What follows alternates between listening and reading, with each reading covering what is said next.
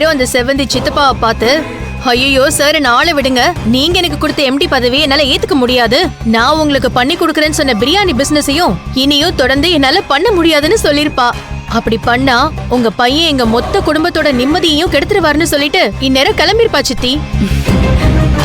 நீயும் கௌதமும் சொன்ன மாதிரி எம்டி பொறுப்புல இருந்தா பிரச்சனைன்னு விட்டு கொடுத்துருப்பா. சரி, பிரியாணி பிசினஸையும் அவ எப்படி கேன்சல் பண்ணிட்டு போவா? நேத்து நைட்டு நான் கௌதம வீட்டுக்கு வர வச்சு பண்ண அலப்புற அப்படி சித்தி. என் மாமனாருக்கும் மாமியாருக்கும் அப்படியே ஆழமான பயமே வந்துருச்சு. அதனாலதான் சத்ரபதி சித்தப்பாவோட பிசினஸ் சம்பந்தமா எந்த தொடர்பும் வச்சுக்க வேண்டான்னு சொல்லிட்டாங்க. எப்படியோ ஒரு தொல்லை நம்மள விட்டு ஒழிஞ்சுது. அது வரைக்கும் ரொம்ப சந்தோஷம். ஒரு தொல்லை பிசினஸ விட்டு ஒழிஞ்சிருச்சு சரி சித்தி. ஆனா செந்தோங்கிற இன்னொரு பெரிய தொல்லை என் வாழ்க்கையில ஊஞ்சல் கட்டி ஆடிக்கிட்டு இருக்கே. அவளையும் தொலைச்சு கட்டிட்டா அதுக்கப்புறம் நான் எந்த பிரச்சனையும் இல்லாம நிம்மதியா இருக்கலாம் சித்தி. எதுக்கும் கவலைப்படாத. அடுத்து நம்ம டார்கெட் சிந்து தான். நாம அவளுக்கு கொடுக்க போற வினோதமான டார்ச்சரை அவ தாங்கிக்க முடியாம அவளே வீட்டை விட்டு ஓடிடுவா. அப்படியும் அவ ஓடலனா, நான் ஏற்கனவே சொன்ன மாதிரி உனக்கு பைத்தியம் பிடிச்சிருச்சுன்னு எப்படி பொய் சொல்லி உன்னை மனநல மருத்துவமனைக்கு அனுப்பி வச்சு சித்திரவதை பண்ணாங்களோ, அப்படி அந்த சிந்துவை உண்மையிலேயே பைத்தியமாக்கி அங்க அனுப்பி வச்சிடலாம். நீ ரகுவோட சேர்ந்து சந்தோஷமா வாழறதுக்கு நான் கேரண்டி. போதுமா? எனக்கு இது போதும் சித்தி.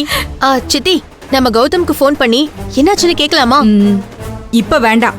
அங்க ஆபீஸ்ல என்ன நடந்துகிட்டு இருக்குன்னு தெரியல. நாம அவனுக்கு போன் பண்ணி அதுவே பிரச்சனை ஆயிடக்கூடாது. எல்லாம் நல்லபடியா முடிஞ்சதும் அவனே கால் பண்ணுவான். நீங்க சொல்றது சரிதான் சித்தி.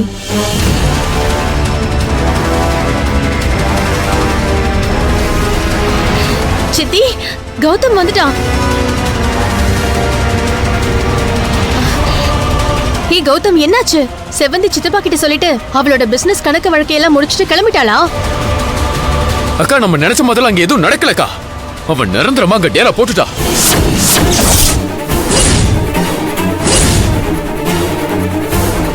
என்ன சொல்ற கௌதம்? நிரந்தரமா டேரா போட்டான்னா எப்படி? அந்த செவந்தி நம்ம பிசினஸ் விட்டு போலையா? போகலாமா?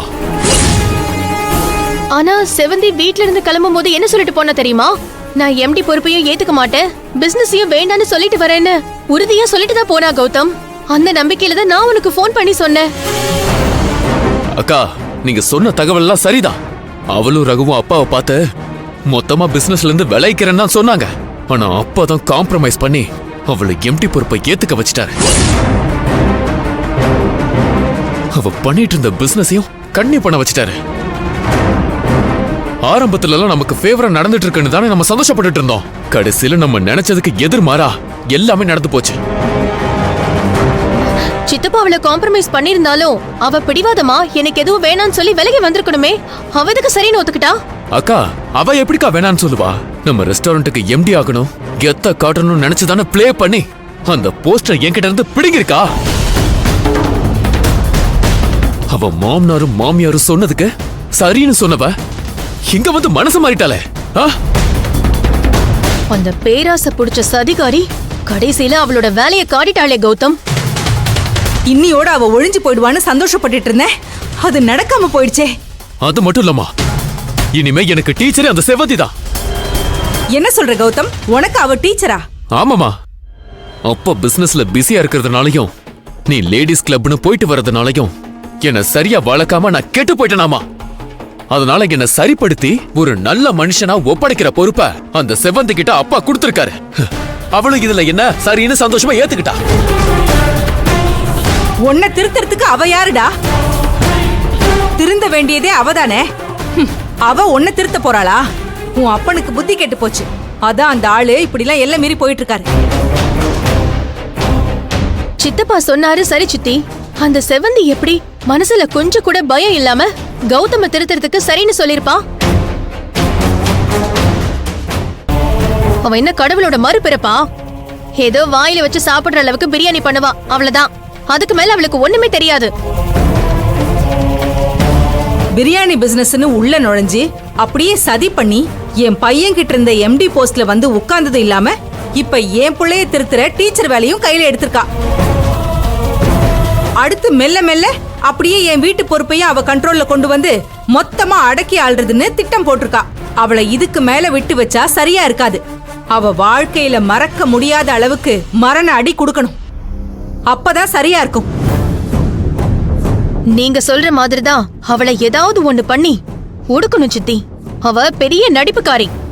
நல்லவங்கிற பேர் வாங்கிக்கிட்டே நடு வீடு வரைக்கும் வந்தாலும் வந்துருவா. படு மோசமான ஆளு.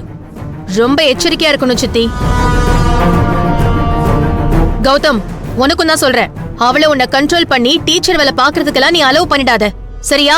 அக்கா, அவளா என்கிட்ட வாழாட்டவே முடியாது. அந்த செவ்வந்தி இப்பதான் என்கிட்ட வசமா மாட்டிக்கிட்டா. நான் அவகிட்ட நேரடியாவே சவால் விட்டுட்டு வந்திருக்கேன், உன்னால என்ன திருத்தவே முடியாதுன்னு. ஆனா அவளும் என்கிட்ட பதிலுக்கு சவால் விட்டுருக்கா, உன்னை திருத்தி காட்டுறேன்னு.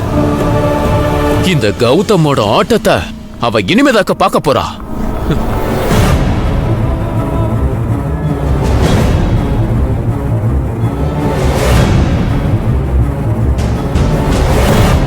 மாமா, அத்தை, வாங்க இங்க.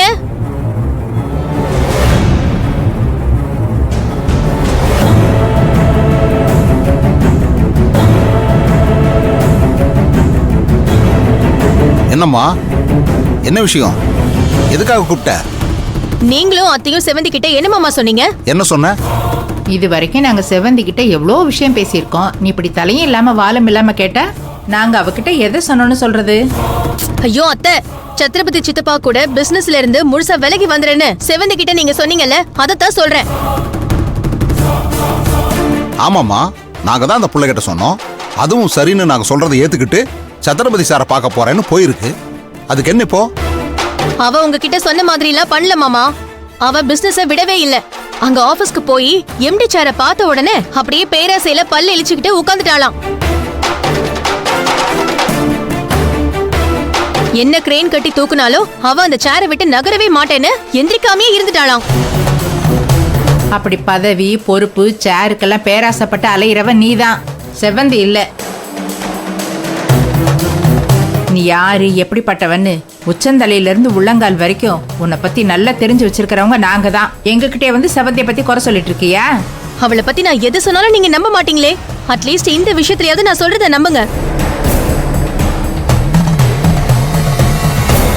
அவ நீங்க சொன்னதை மதிக்காம என் சித்தப்பா கூட எப்பவும் போல பிசினஸ் பண்றதுக்கும் எம்டி பொறுப்புல இருக்கிறதுக்கும் அவன் ஒத்துக்கிட்டாளாம். அதுதான் இன்னைக்கு ஆபீஸ்ல நடந்திருக்கு.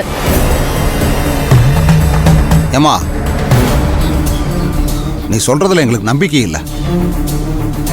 செவ்வந்தி எங்க பேச்ச மீற பொண்ணு இல்ல. நான் சொல்றதுல நம்பிக்கை இல்லைன்னா அவ எப்படியும் வீட்டுக்கு வருவாள். அப்ப தெரியும் உங்களுக்கு நான் சொல்றது உண்மையா பொய்யான்னு. பூரணி சொல்ற மாதிரி செவ்வந்தி